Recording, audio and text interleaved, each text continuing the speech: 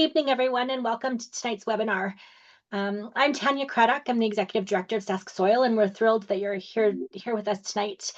For those of you who may be new to us, Sask Soil is a nonprofit dedicated to advancing agricultural systems that improve the land and environment for future generations. And throughout the year, we host a lineup of events, including summer field days, soil health workshops, and our annual conference. If you'd like to stay in the loop or get involved, we'd love to hear from you. Just visit sasksoil.ca to sign up for our newsletter or to become a member. Tonight's webinar is made possible in part by the Farm Program, which provides free, independent online learning, workshops, mentorship, and follow-up support focused on cover cropping, nitrogen management, and advanced grazing systems.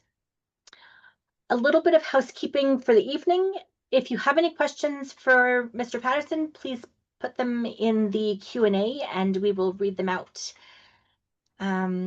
So now let's get on to the reason you all joined us tonight.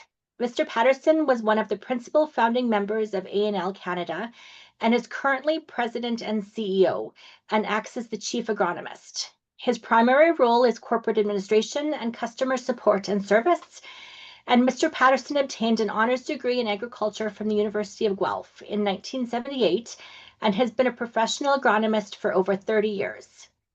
He works closely with agricultural clients to support the services provided by his company. He was one of the first people in Canada to earn the designate as a certified crop advisor. As part of ongoing customer support, he personally conducts in-depth agronomy and fertility training seminars for field, horticultural, and specialty crops. Welcome, Mr. Patterson. Thank you. I share my screen now. You sure can.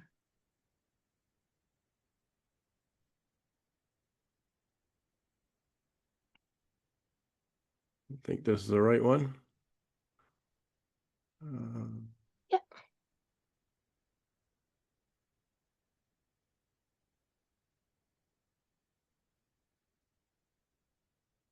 Just let me check for sure. There was two on there.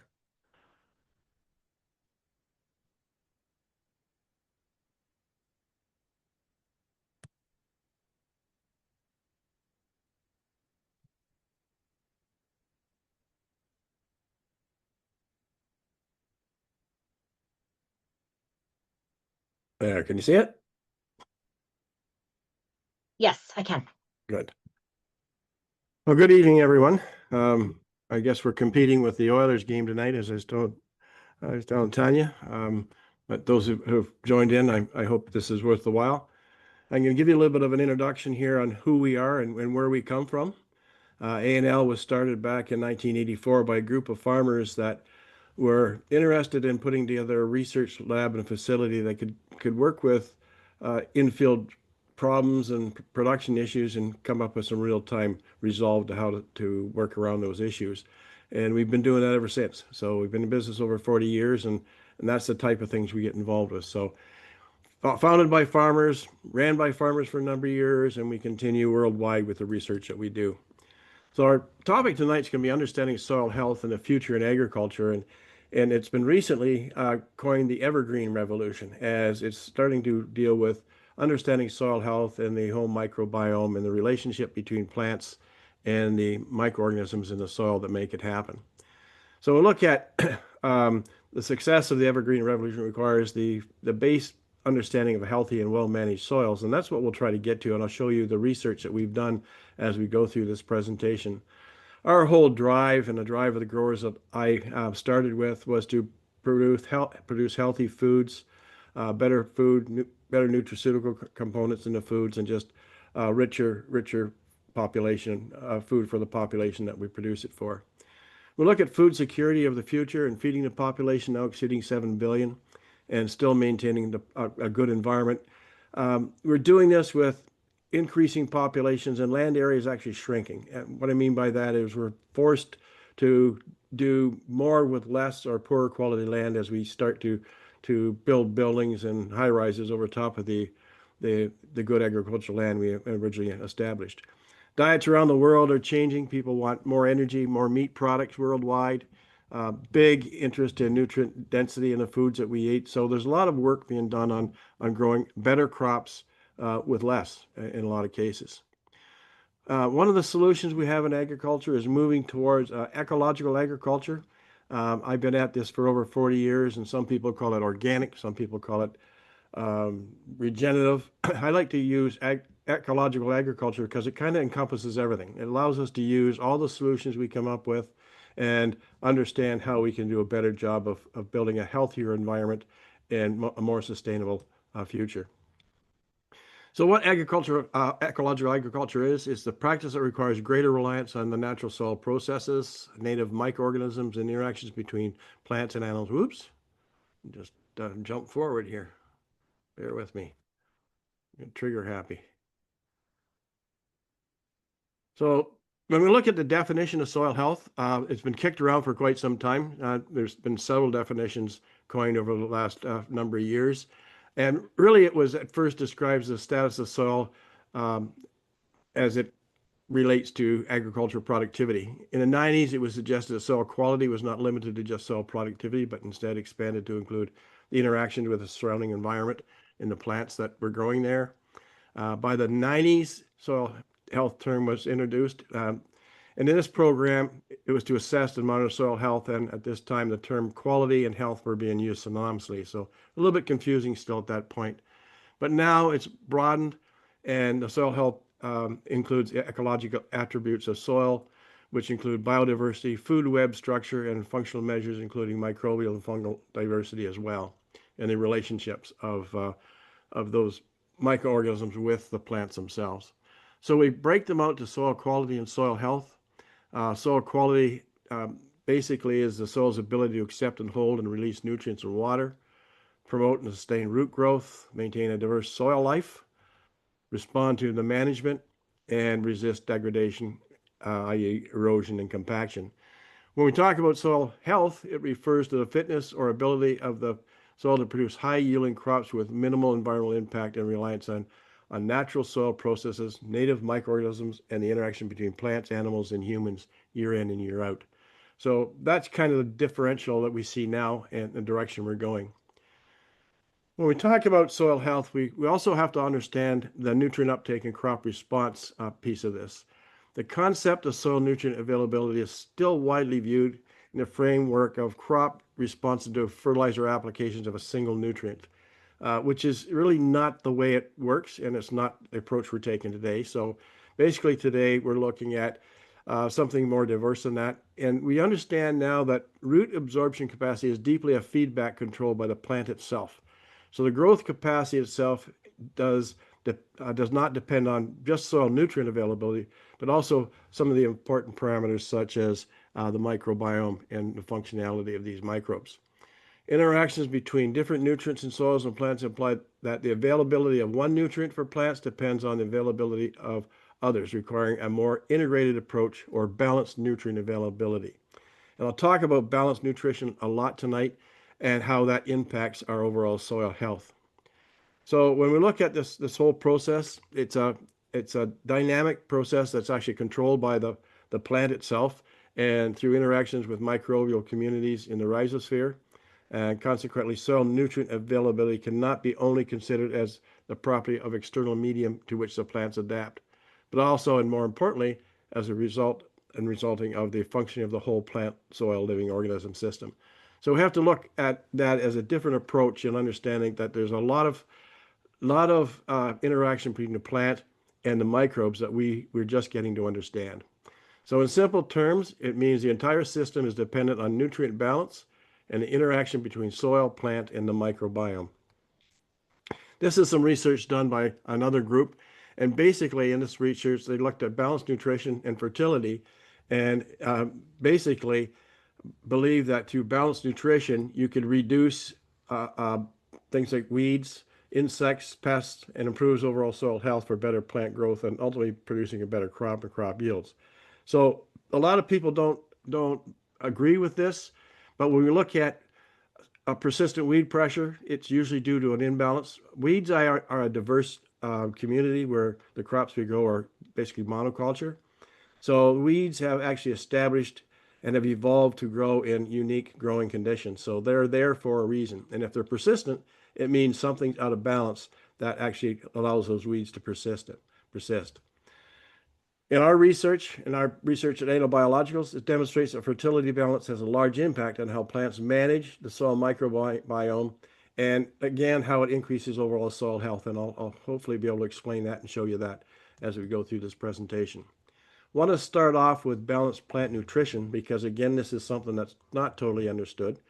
There's 17 essential nutrients, and how we put those together and how we balance those is very important to how the plant can use them. And nutrient use efficiency is very much a part of this combination of these nutrients in balance. But it doesn't stop at just NPK. Where we have to start with balanced plant nutrition is you basically get rid of this love affair we have with nitrogen fertilizers. We overuse nitrogen because of poor fertility. The more balanced our fertility is, the better our soil health, the more nutrient use efficiency, particularly nitrogen use efficiency, there is. So if we do a better job, our cost of inputs goes down significantly. So balanced fertility requires attention to all essential elements, as I said, and again, looking at specific stages of growth for applying these different nutrients and understanding the soil's ability to supply these nutrients or the limitations of those. So we need to increase the awareness that balancing our soils and our plant nutrition builds up soil health and overall tilth. And I'll explain to you how balanced fertility actually increases your aggregate stability of your soils. So we look at balanced nutrition. This is a chart that I put up here and I use quite a bit. This is not my chart. This chart was put together by a guy by the name of Fisher in 1974. And he took the research from back in the 40s and looked at optimum levels. Then he looked at the base saturation cation exchange ratio concept that the research groups were looking at. And he used soil type, cation exchange capacity, to catalog these into optimum ranges. Now, I'll ask the crowd out there, how many would agree with me that sands and clays are different? I mean, that's pretty much common sense. However, if you pick up fertility books from anywhere in North America and look at recommendations, they do not look at soil classification differently before they make a recommendation. They treat all soils basically as something with a CEC between 16 and 25. So they classify all nutrient needs and balance based on a single soil type, which does not make sense, and that's not what we do. And that's not what we found in our research. We have to look at optimum levels based on soil type differences. This is a study, again, it's not our study, but it's a study that was replicated over 18 years looking at balanced fertility in soil health and crop quality and yield and performance. And what they found after the 18 years is it had direct influence on increased soil organic matter in soil structure, even though no other organic matter was added to the soil. This is strictly coming from the biomass that was returned and the exudates that these roots were given off from these plants. It also showed significant increase in crop biomass and yields, obviously, and then accumulation of nutrient uptake. It also had a positive influence on beneficial microbial populations. And the key here is beneficial microbial populations. And I'll talk more about that as we go forward in understanding that the opportunistic and the beneficial microbes and how we influence those. And then again, long-term balanced fertility with increased available phosphorus showed a direct positive association with biomass and nutrient uptake and a change in these microbial populations.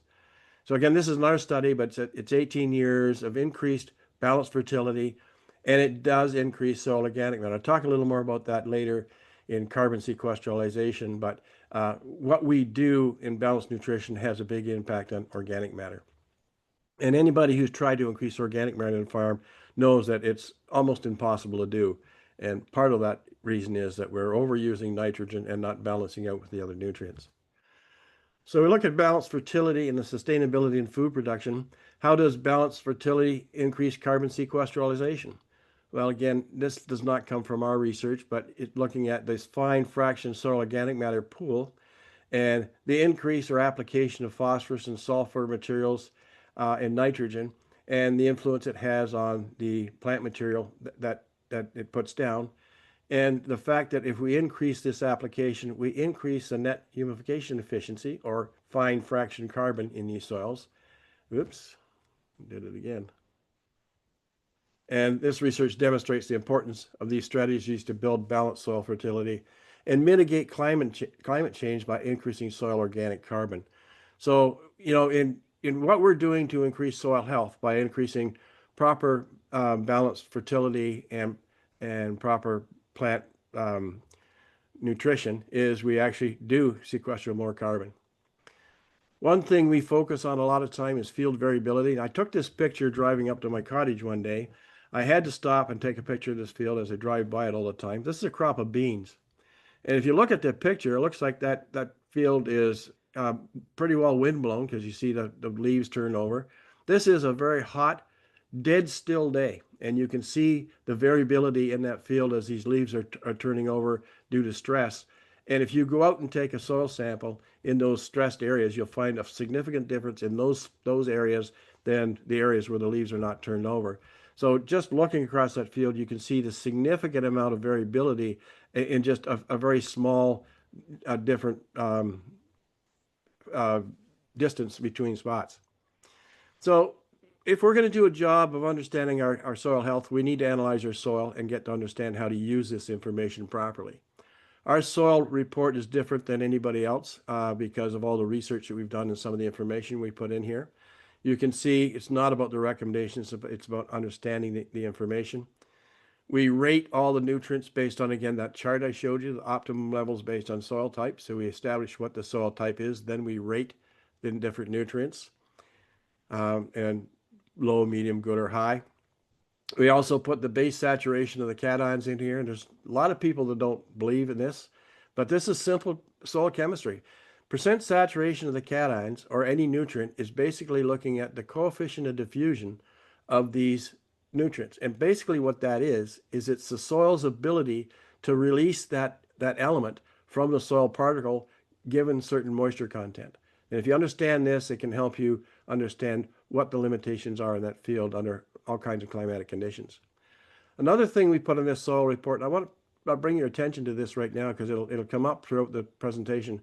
The K to magnesium ratio, other than pH on this soil report, that is the best indicator to soil performance or crop productivity of anything on that report. And keep that in mind because I'm going to show you here in a little bit how the K to magnesium ratio helps the uptake of phosphorus and conversion of phosphorus from inorganic phosphorus to the form of phosphorus the plant uses as ATP and stores as energy and uses in the respiration process. So it's a huge component to understanding the overall productivity of that field. So when we look at soil sampling, why do we site-specific sample? Why do we do a better job of sampling rather than bulk? Well, again, we want to paint the picture of that field so we can understand what that variability looks like, or what I call it is do an audit of that field so I understand what I'm dealing with and then what to do with the information. So if you use our lab and you do site-specific sampling, we produce a book of maps that looks like this. That one on the left corner is soil type. That one is part per million of potassium. That's your base saturation of potassium. So you can see and the darker the green, the better the nutrient availability. You can see from those three images, they're all different. And they're pretty much two-dimensional. So to bring that into a three-dimensional view, we index it. And that gives you a better overall understanding of how that nutrient performs across that field based on different soil types. And we do that for every nutrient, and we provide you a book of maps that shows you that. And again, I call this an audit. Once you look at this, and if you were to work through your book of maps and you find one map that looks like that field from the tractor seat, you pretty well have identified what your limiting factor is and what you need to work with. So we try to put it together so that you can understand very visually what's going on across that field and identify what those limitations are. So I want to talk about ecological agriculture a little bit and some examples of ecological agriculture we see today. Rhizobia is one of those examples, and rhizobia has been around for a long time. Rhizobia apply more nitrogen to fields worldwide than any chemical applied fertilizer we have. So it's doing an excellent job, and it is a real definition of ecological agriculture. It's a microbe doing its job. Another example of ecological agriculture was Brazilian sugarcane. Back a number of years ago, they put a breeding program together to identify the genetics of sugarcane that they could put in their breeding program that could grow a decent crop without applying additional nitrogen. Um, and what they did was they understood that in our breeding process across all of our crops, we have bred out the phenotypic relationships that our crops have with that microbial population in the soil. So they basically went back to base one and figured that out. And then also looking at developing soils that have microorganism populations that enhance plant growth as biostimulants or that suppress plant disease or those disease suppressive soils that we'll talk about here in a few minutes. So we look at rhizobia and how it fixes nitrogen in this technology, pretty much a Canadian technology. And you know how it works. Again, breeders bred different varieties that were specific to certain rhizobium, and then we inoculate with these more aggressive rhizobium to get the job done. And why it was successful is our breeders maintained this relationship or did not breed that phenotypic relationship out of these plants, and that's why it's been so successful. But when you look at balanced nutrition, there's something we miss when we talk about legumes. Um, a legume that is grown in boron deficient soils, the nodules that it actually produces are very inefficient and don't fix nitrogen very well. So a boron deficient soil with a legume will show up nitrogen deficiency because of that. The other issue we have in boron deficient soils and legumes is that these legumes need a certain amount of boron in them to produce a signal internally that allows them to recognize the rhizobia as a friendly bacterium. If it's low in boron, it can't recognize that as a friendly, and it will actually kill it. So late summer, a lot of times we pull up legumes, particularly soybeans, and we find the nodules are basically dust, and that's because the plant has actually killed that rhizobium. So we don't pay enough attention to some of these relationships in nutrition, and particularly this one with boron and how important it is for legumes. This is a Brazilian model and the breeding program they put together. Um, Again, they selected plants in the breeding based on little or no nitrogen use, and this research basically looked at utilization of microbes that support plant growth and productivity. And this is just a chart of nitrogen application kilograms per hectare across a number of sugarcane growing regions. And you can see Brazil producing the same yields, same quality, using 50 kilograms per hectare, as opposed to US and Hawaii, another large sugarcane growing area, up to 300 and 400 kilograms per hectare to grow the same crop. So a lot to learn in that breeding technology that the Brazilians put together years ago. So we look at what's happening here. Hiltner, back in 1903, he identified the fact that the microbes that existed in the rhizosphere and around the roots of the plants was very different than the microbes that were in the bulk soil. So what actually was happening here? How was the plant changing the microbial populations in the rhizosphere? And what was the selective process that made this happen?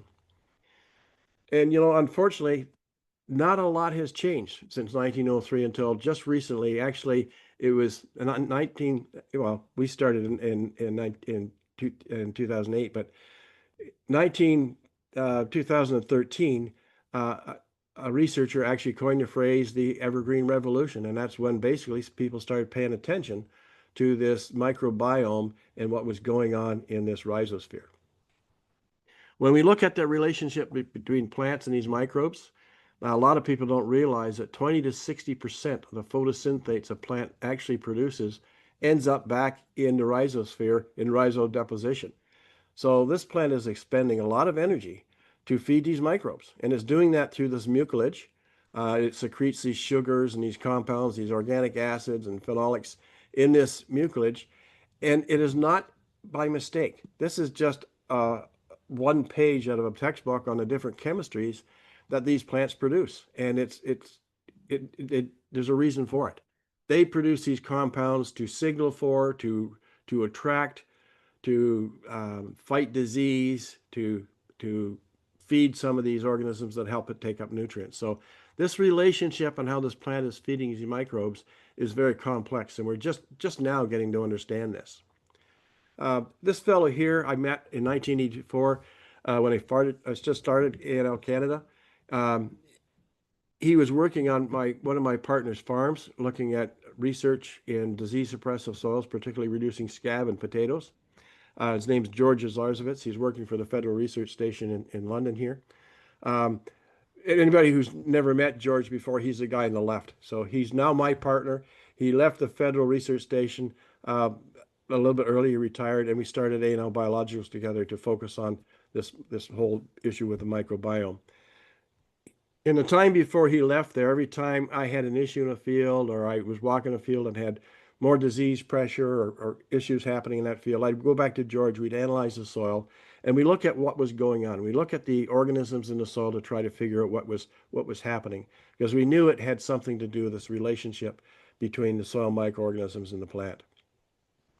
Shortly after that, George and this Sean Hemmingson from NRC decided because they were working with research from around the world, decided they were going to fingerprint soils. They were going to take a look at using this new technology, the sequencing technology. They were going to look at soils from around the world and see if they can get a fingerprint of these soils so they could identify where the soil came from. And one would think that made a lot of sense. But what they found out is they had all kinds of soils and over 500,000 different copies of bacteria. Some bacteria they weren't even classified, but all soils had the same bacteria. All soils contained the same bacteria. So why were soils different? So why do some soils suppress disease? Why do some soils create disease? Why do some soils yield more than others? If all the soils had the same bacteria. So we analyzed the soils in the bulk soil to look at it, and you can see, looking basically at the top 10 or 15,000 organisms that we basically identified. And you can see that there's a lot of similarities in these two different locations. And this is research work done in Ontario on potato soils and in PEI, another potato growing region, to see under the same cropping conditions what the responses would be. And you can see there's similarities, but there's differences. We took it a step further. We looked at the rhizosphere of those soils. And again, you can see the same organisms, but again, a little different pecking order here. And then we looked actually inside the root of the potato itself. And again, you can see some differences in how this plant was actually sorting this out. One thing we noticed at this point, however, was we found rhizobium in a potato root. What is rhizobium doing in a potato root? Well, we now know, because there's a lot of research being done on rhizobium, that it has a big impact on controlling pathogens and basically turning on a mechanism that basically turns on the plant defense mechanism for the plant. And this is just a chart, again, out of another text that shows that these rhizobium species actually have influence on disease and insect and pathogen suppression in a number of different crops. And again, this is not rhizobium that produces a nodule. These are non-nodulating rhizobium, or rhizobium would typically find in a legume. The other thing we see with rhizobium, and this is where this whole soil structure comes into play, rhizobium influence soil structure in both water and nutrient uptake, but they produce these polysaccharides that actually aggregate soils together and give us that aggregate stability. So if you want to improve your soil aggregate stability, increasing your rhizobium population will do that, and it does it very quickly. Plus, it increases water holding capacity and uptake of fertilizer. Part of the reason for that, and anybody who's ever pulled a plant out of the ground will understand this. This is a root system where these polysaccharides have been secreted, and it's granulated and stuck these soil particles to that root hair. And anybody who's ever tried to wash soil off a root hair know how hard that is to do. So this polysaccharide that's produced by these rhizobium is very aggressive and very effective. So getting back to those trials we did in Ontario and PEI on soils, on potato soils, we looked at the differences in the areas, and you can see here in Ontario that we have a smaller percentage of those soils that are what I call opportunistic or non-beneficial organisms at 39%, as opposed to PEI at 66%. And on the other side, we have a larger percentage in Ontario soils of the beneficial or indicator species that we know actually promote or are beneficial to crop health and soil health, as opposed to PEI. So what was the big difference here? Why do we see such a difference in these populations, these two soils on a particularly the same soil type, um, same cropping system? Well, again, I said I started my business with potato growers in the Alliston area. By the time we did this project with George, there's been about 20 years gone by of good fertility balance, good overall attention to nutrient use in Ontario, where PEI was behind. They weren't liming properly. They weren't paying attention to nutrient balance, and basically overusing fertilizer in a lot of aspects. So we see a definite difference in these microbial populations in these two crop producing areas under basically the same cultural practices. So that was just a demonstration to show you that we do have influence, and we do have influence on the microbial populations based on balanced fertility. We looked at scab in these soils. That was primarily what this project was. And we looked at K to magnesium ratio for potatoes. And we found that when we were between 10 and 20% magnesium in soils, our scab disease decreased. And what we come up with is between 0.3 and 0.4 K to magnesium in mill equivalents, not part per million. We had virtually no scab in these fields. And again, that information we find in production today. I told you to pay attention to that ratio. In row crops, conventional crops, 0.2 to 0.35 seems to be the magic number. But in potatoes, it's 0.3 to 0.4. Again, because potatoes have a big demand for potassium, we stay a little bit magnesium light on this case because we need more potassium. We also see in this research work that when you get over 0.4 K to magnesium ratio, your scab will actually increase almost exponentially. So it's real. And part of the reason for that is scab is a deficiency of phosphorus in the potato crop. And we look at that mechanism, and this is a root system, and that root's going to take up potassium, and that potassium's taken up by that plant through this pump and carrier system. And in order to activate that and get energy to drive that system, it needs to take up phosphorus, and that phosphorus is an inorganic form of phosphorus. And to do that, we need potassium to synthesize the enzyme to convert that inorganic phosphorus to ATP. Also, we need magnesium to complete that cycle. This is actually magnesium ATP that the plant stores. So again, that reason why K to magnesium ratio plays such a major role is it is involved in the conversion of inorganic phosphorus to the energy that plants need, every cell on this planet needs to survive. So it's a fundamental piece of cell biology, and it's something we can manage. Also, magnesium, for those people that understand crop production, might look at a tissue sample. Magnesium also plays a major role in chlorophyll.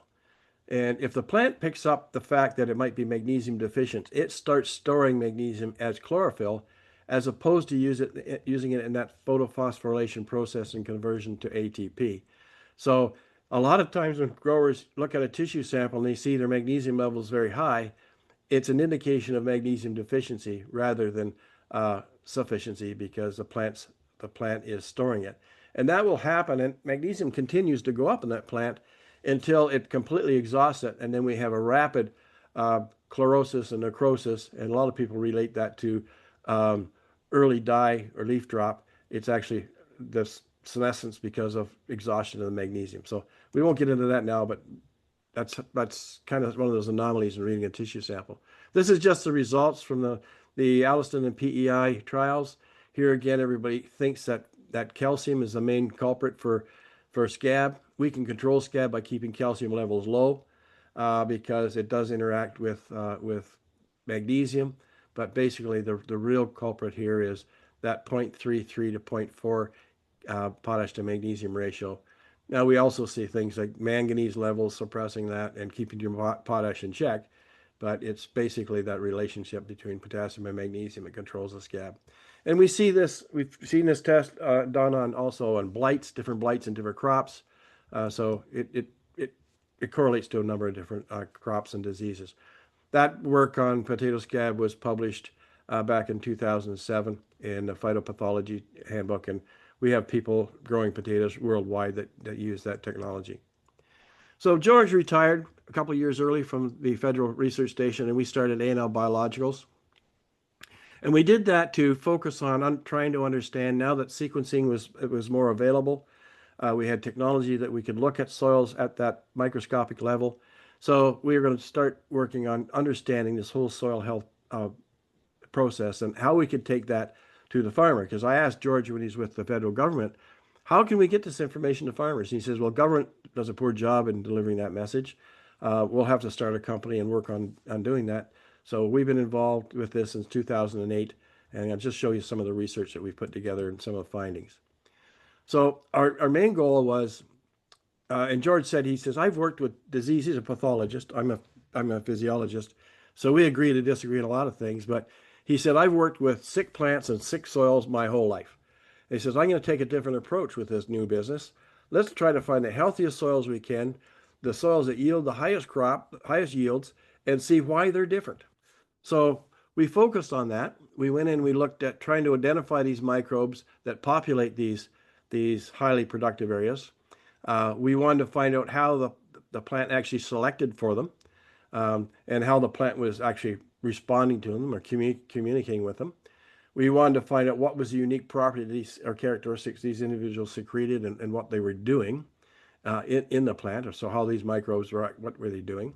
And then what was happening and how was the plant maintaining this equilibrium in these population, or how was the plant cultivating these organisms in the rhizosphere. So we looked at the chemistry, the biology, the mineralogy to understand this. We are fortunate to meet up this guy. This is a fellow that was producing twice the crop of any of his neighbors in the region. So he was producing well over 300 bushel of corn in an area that was growing 150, 160 bushel with lower inputs. So he was doing the job and getting the job done. Now, George and I agreed to disagree on a lot of things. And, I told him forever that I believe that with proper fertility, less weeds, insects, disease, all that. And he just really didn't buy into that until the first year. And the first year he calls me in his office. He said, Greg, look at this.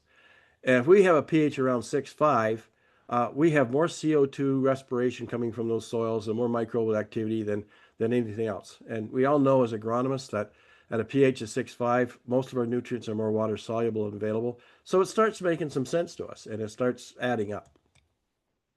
We looked at soils and soil populations. The blue dots here are from the 150 bushel field. The red dots are from the high producing field of Glennies. And when we first planted the crop in these fields, same variety, basically same soil type. Oops, I did it again. The populations were basically the same. There was no change, very diverse populations, but no significant difference between the two fields. But by about day 30 or 40, after this crop emerged, we started seeing things change. We see the populations in the high producing field start to change, where the lower producing field stayed as diverse as it was right from day one. And throughout the growing season, we see a significant change, and this field, a high producing field, completely differential to the other field. So a complete change in population, a completely different population in the higher producing field. When we analyzed one particular bacterium on these two fields, the top plate here shows you a heavy population of Pseudomonas. The bottom plate is a plate from Glennies field, and it's a very selected population of Pseudomonas. So what's happened here is the plant has actually got rid of a lot of these cheaters or these opportunistic organisms because it can't feed everybody, and it knows it's got potential to do some things. So it brings in a particular organism to kill off a lot of the freeloaders and kick them out of the neighborhood, and only sets the table for the beneficial ones it wants to cultivate and maintain. So in the case of a root in a healthy plant, diversity is not king. It wants to have a more selected population. It wants diversity from the pool it selects from, but it wants to have a less diverse population that it maintains. So we look at the soil report here from Glennies field, and we look at the chemistry. Those who know how to read a soil sample, that's as beautiful as you want for a well-balanced soil. K to magnesium ratio is right in the sweet spot, and he was having amazing luck, and the CO2 respiration coming from this field was phenomenal. Well, year two, he calls me in his office. I think we got just a little bit overzealous. We're not getting quite the CO2 respiration from this field as we did the first year. Well, when you look at the soil test, it's not nearly as well balanced. The K to magnesium ratio still good zone, but not like it was in the first field. But when we compare that to the neighbor's field, it's quite significantly different. Matter of fact, in soils, if you drop below 0.15 K to magnesium ratio, your productivity drops off significantly. But also from our findings, so does your microbial population or activity. And we apply our soil health index, which we'll talk about here in a little bit. You can see a significant difference between the two. So we measured CO2 respiration in all research fields, and we are the supplier of the Solvita soil test kit for respiration, and I've had a lot of growers use that.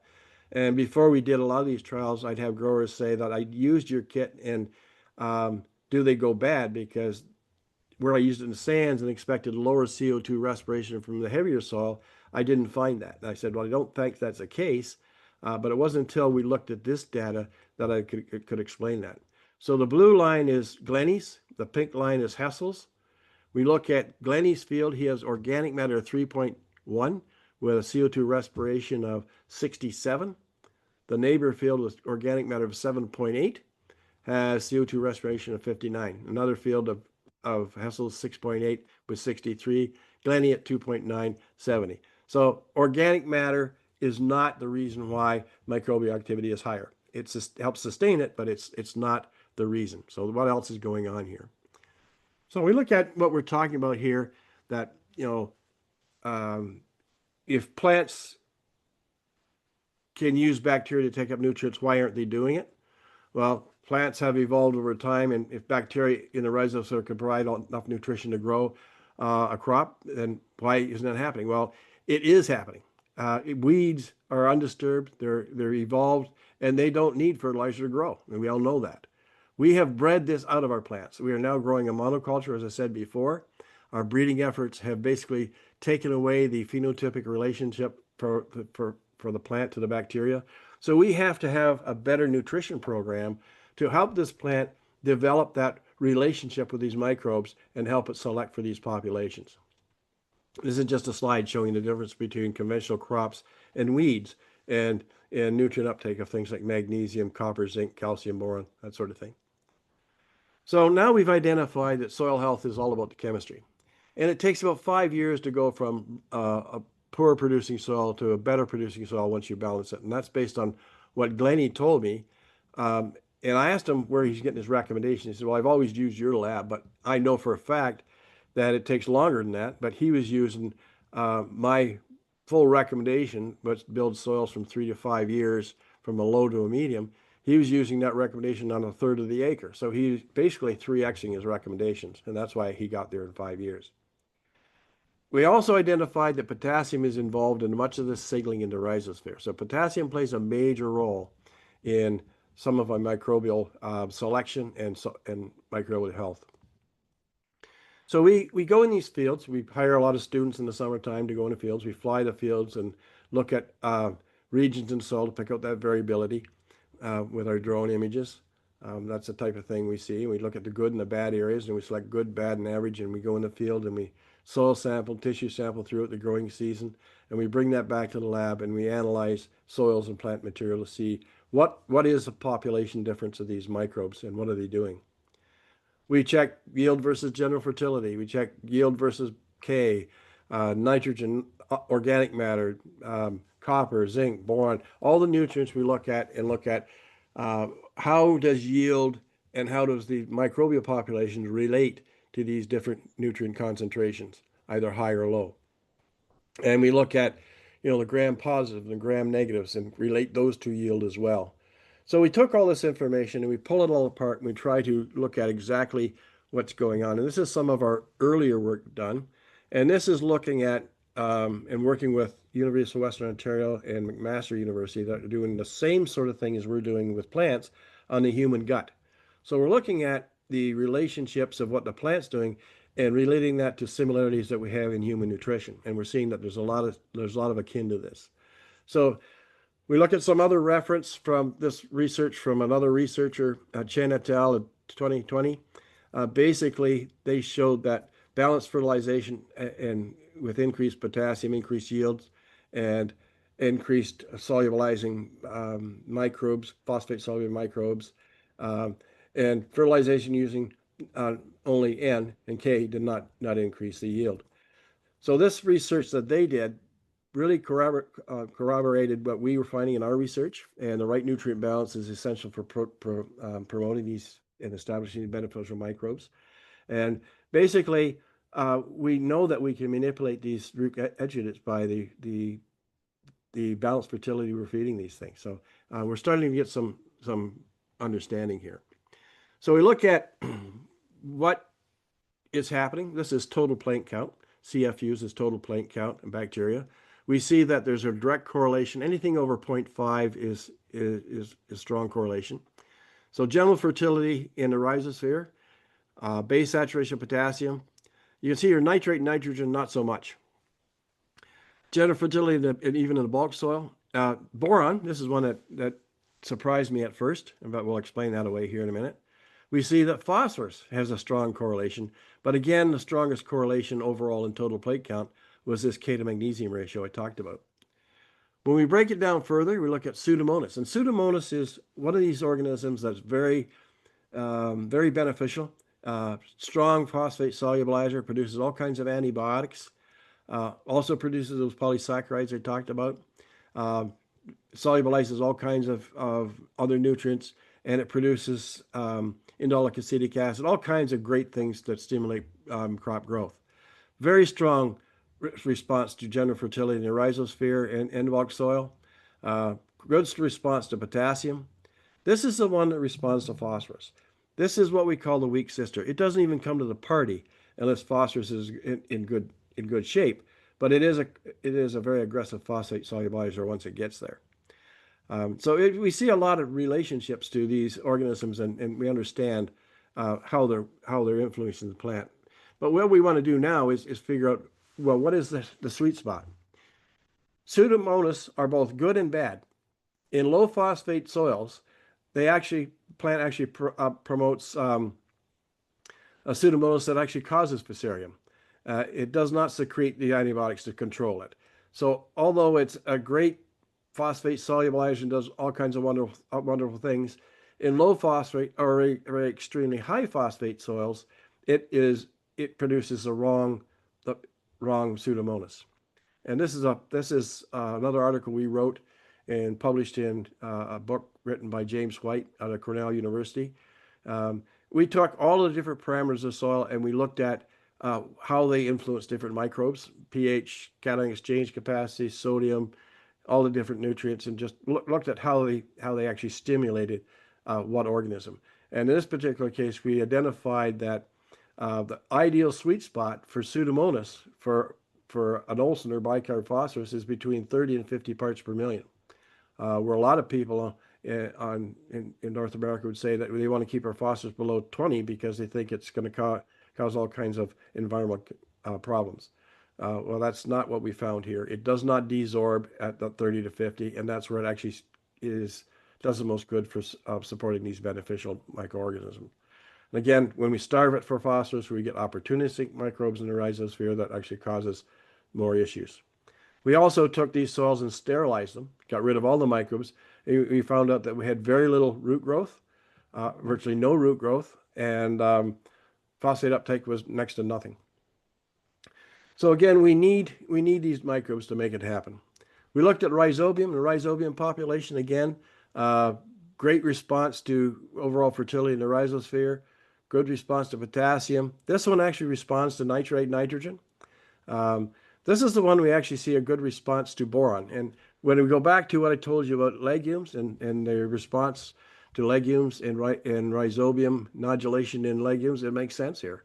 Rhizobium have a real affinity to boron and need boron to function properly. So that made sense. And we had a situation where we looked at the microbial populations in the rhizosphere and the changes, and where I expected to see rhizobium increase with higher potassium levels, and it didn't happen. I asked my crew to go back and look at the boron relationship.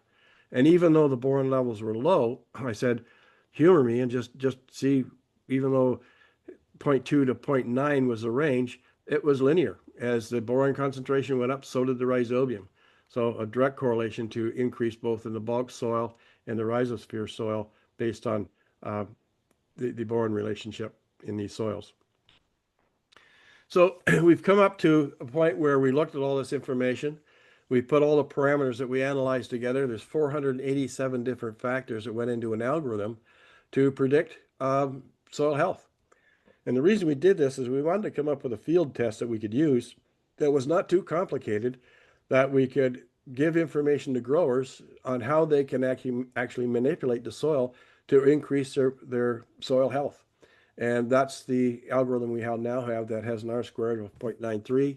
And it shows up consistent unless we have extreme drought. When we have extreme drought, we see that drop off. But for the most part, it's a real predictor of your soil health.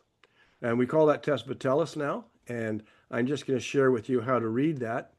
Again, it's a complete soil test with all your nutrients, as I showed you before. But the difference here is we do a Sovita test. We give you CO2 respiration. We give you reactive carbon.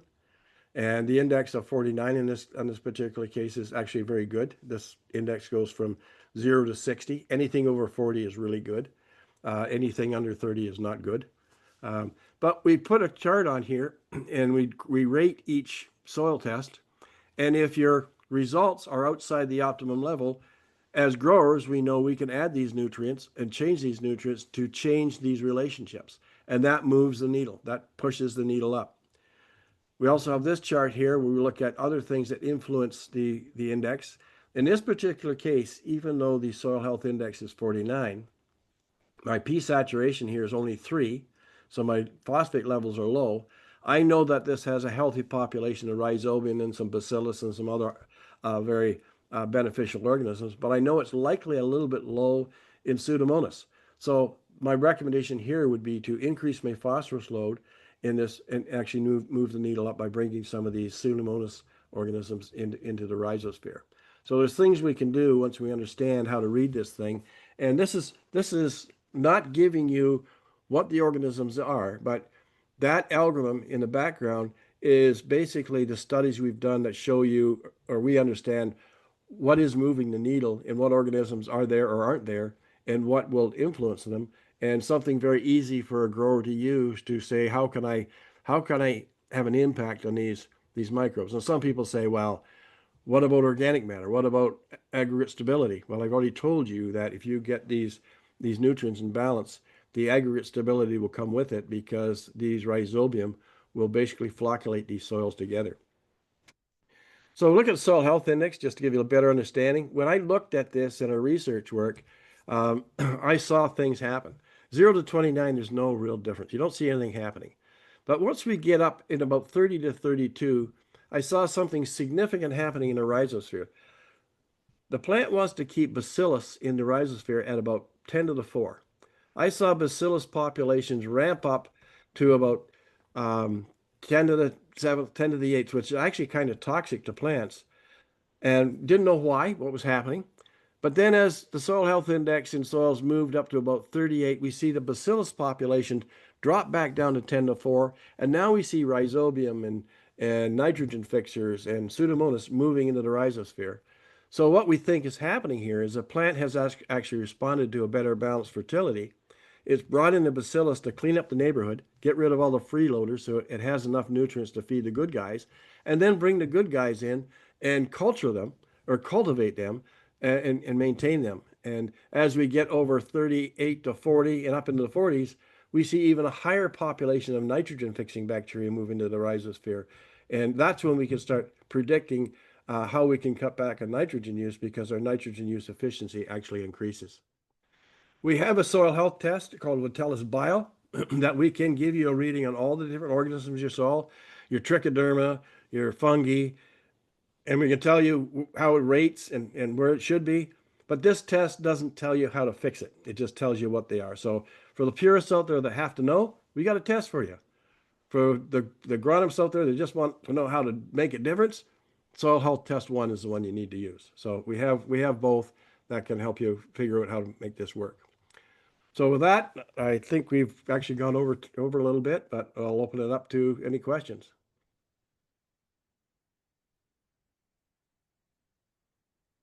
I don't see any questions yet, but if you do have questions, please type them into the Q&A section and we will answer them for you.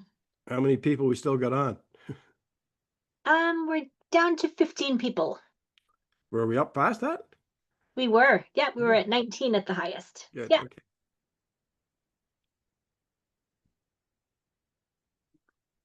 So I've got one question. How does the moisture in the soil affect the soil's and microbes' ability to access the nutrients in the soil?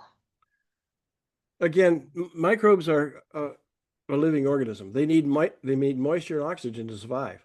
With our soil health index, what we noticed is that predictability and the CO2 respiration actually goes down the drier the soils become. We're actually working now on a research project using a radar satellite that measures soil moisture. That will be something that farmers can use globally. And we're going to, using our Sovita kits, we're going to suggest that farmers figure out where their optimum CO2 respiration is based on certain moisture. And those that have irrigation capabilities, it will give them an understanding of when they need to turn the irrigation on. Because if your soil moisture gets to a certain point where microbial activity stops or slows down, you're no longer it's no longer an effective system. So soil moisture plays a role, and that's where organic matter plays a role. The higher your organic matter, the more moisture holding capacity it has. Doesn't do a lot with anything else other than that, but it makes a happy home for these microbes. So they work together. But yeah, soil moisture has a big impact on microbial activity. The next one is, so how do you move the needle? What are your options? How you move the needle again, you go back to that soil health one that I was showing you. You look at those different charts. If your K to magnesium ratio is not where it should be, you adjust that, or maybe you have to add calcium to it, or maybe you have to add phosphorus to it. We don't have a lot of information on that recommendation yet for things like boron, zinc, and manganese. We do know that they play a role, and we do have optimum levels that we give you recommendations for. So when you do a soil health one with us, we actually give you recommendations that will help you get there. So they're guidelines to help you move the needle over 3 to 5 years if you follow those recommendations with every crop. So it's made so that you can look at where your levels are. You can understand where you fit in the scale of from 0 to 60. And if you follow our recommendations and you follow where you fit in those charts, it helps you understand what you have to do to fix that. And my field reps, my territory reps, our lab people are all there to help you as well. We put on a number of these seminars on a regular basis to try to help people understand that. We're not going to do it in an hour tonight. I just try to introduce some of that to you, but we're the only people that designed a soil test that has that kind of information in it that's practical and we know works because we're using it. And it came from looking at how these microbes actually equate to the nutrients we can supply. And it's something we can do. I don't know if that answered your question, but that's what it's all about. Good. The next one is, what would be a good starting point to start towards a more active microbial activity? First of all, as I talked about soil variability, is get a good understanding of your soil type. Do what I call a soil audit, site-specific sample. You don't want to take a bulk sample because a bulk sample, you're going to put everything in one pail. That's going to take the good and bad and mix it together, and you get an average of nothing. So you want to do site-specific sampling where you're taking a sample from a 15-foot radius that you can get back to year after year and see if you're progressing or digressing. So you have something that you can actually measure. Use it kind of as a fuel gauge. And the more site-specific points you have in the field, the more you can deal with your variability. But that's where you have to start. Get a good understanding of where your levels are, a good site that you can use as kind of a measurement tool so you can see as you put more fertility on if you're going forward. You can use just a soil sample to do that, or you can use our soil health test to see where you fit, and that's where you need to start. But until you identify your limitations and get recommendations to move towards that, you have some limitations. In Saskatchewan, K levels are generally adequate.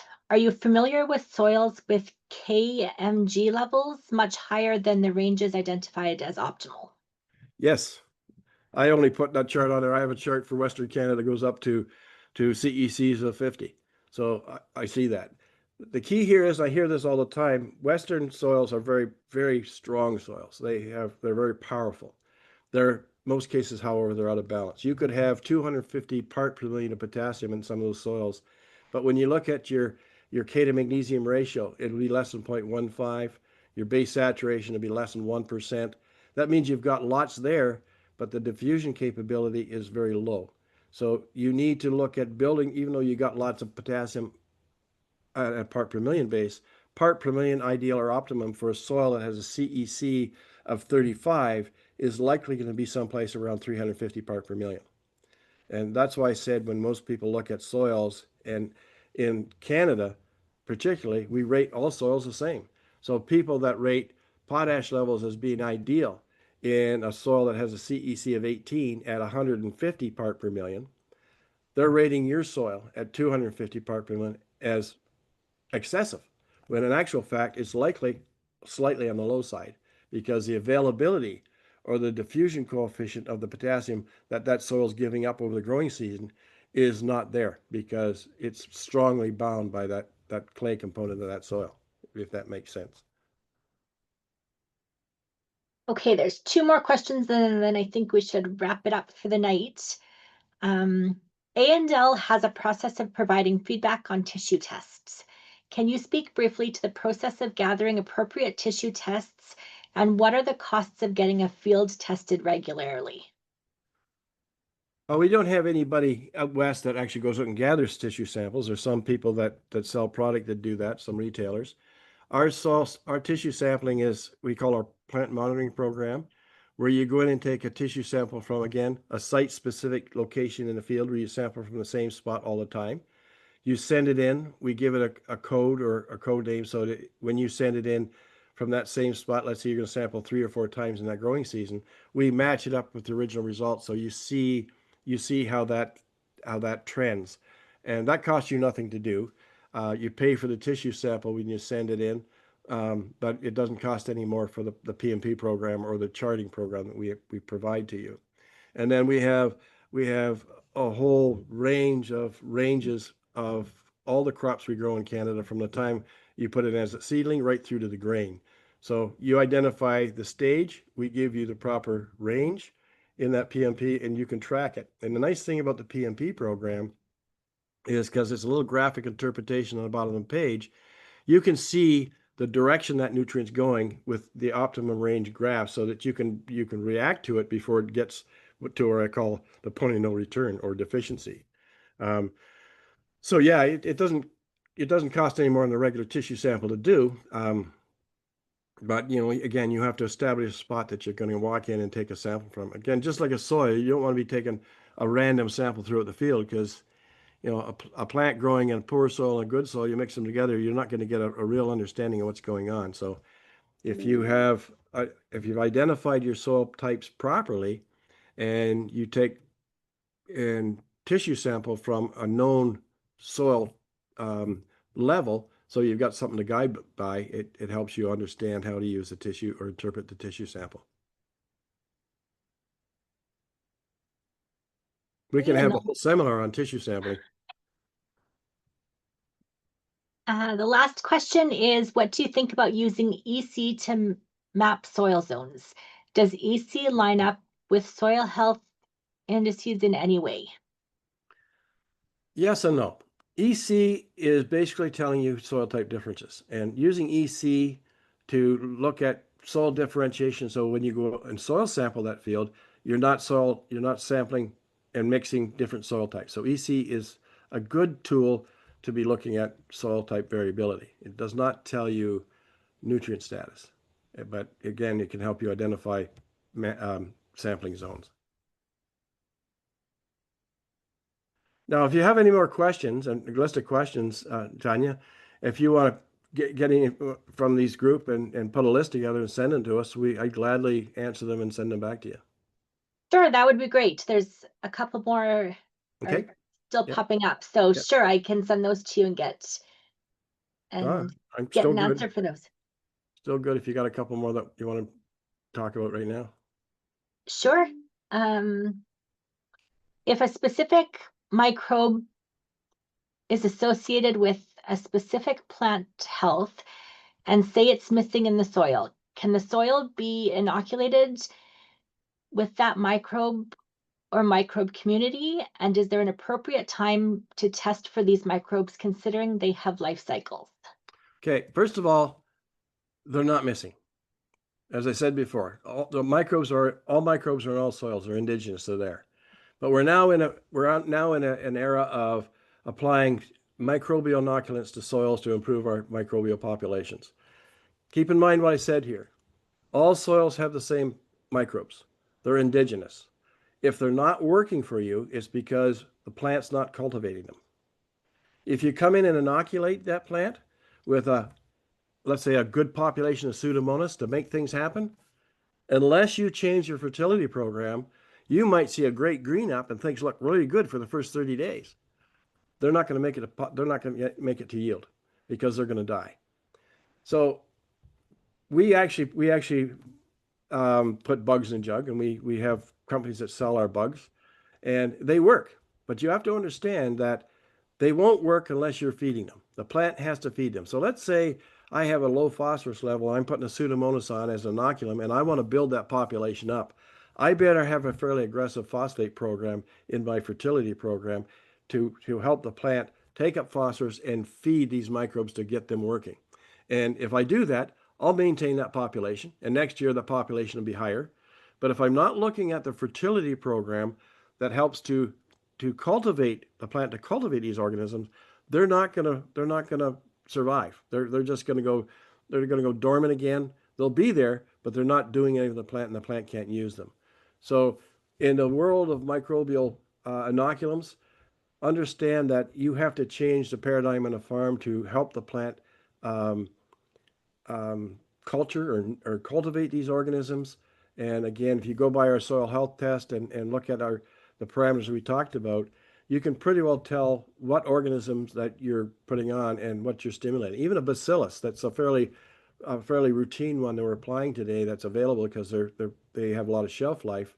They're not going to work for you either if you don't have a decent fertility program to maintain them. And again, they need potash, they need phosphorus, they need magnesium in balance to make them perform. Great. Okay, we'll have one more question. Before I get to that, there's just a comment. If you could share your contact info. So I will gather your contact information if that's okay with you, and I can email Yep. it out to the participants. Yeah. Or you can collect the questions and put them all together and send them to me too. Whatever you want to do. Perfect. Okay, the last question of the night then. Farmers in my region have started applying potassium chloride even though the soil tests high in K. Is that the right way to go about improving a low K-Mg ratio, or is there a way of making K that is already present more available? Go.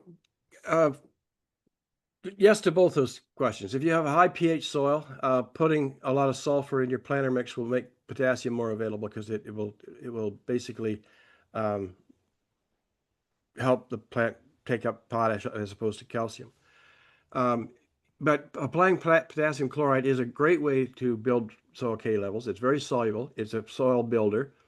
But if you need to make potash more available where you don't have availability, potassium sulfates are a better source. Potassium sulfates taking up potassium is taken up better than potassium chloride in the growing season because the potassium is more available than it is from potassium chloride. Although they're both great for building soils. One way you can make potassium more available in soils that are not where they should be is more applications. Because when you put potassium on, let's say you've got fairly high potassium levels, but your base saturation is low, it's still going to fix that potassium. Every time you put potassium on, it's going to release some potassium. So rather than putting 300 pounds on at once, if you were to go out there and put 100 pounds on each time, you're going to get more utilization of that potassium. Now, that's not practical to do, but the point I'm trying to make here is the more times you apply it, the more times you'll make it available. But it will become fixed, but the more times you make it available. When you look at your base saturation levels, the higher your base saturation, the more availability you're going to have. Even in dry weather, you're going to have more available because it's releasing from the soil much more readily. If you have a 4% base saturation, you have more readily available potassium. If you have a 1% base saturation, you're probably, as soon as it dries up, you probably have no available potassium. So understanding the dynamics, building with potassium chloride is nothing wrong with it. The chloride's not going to cause a problem. Matter of fact, for Western Canada, you need the chlorides for grain production. It's a good thing, and it does build soils that is more economical than the sulfate sources.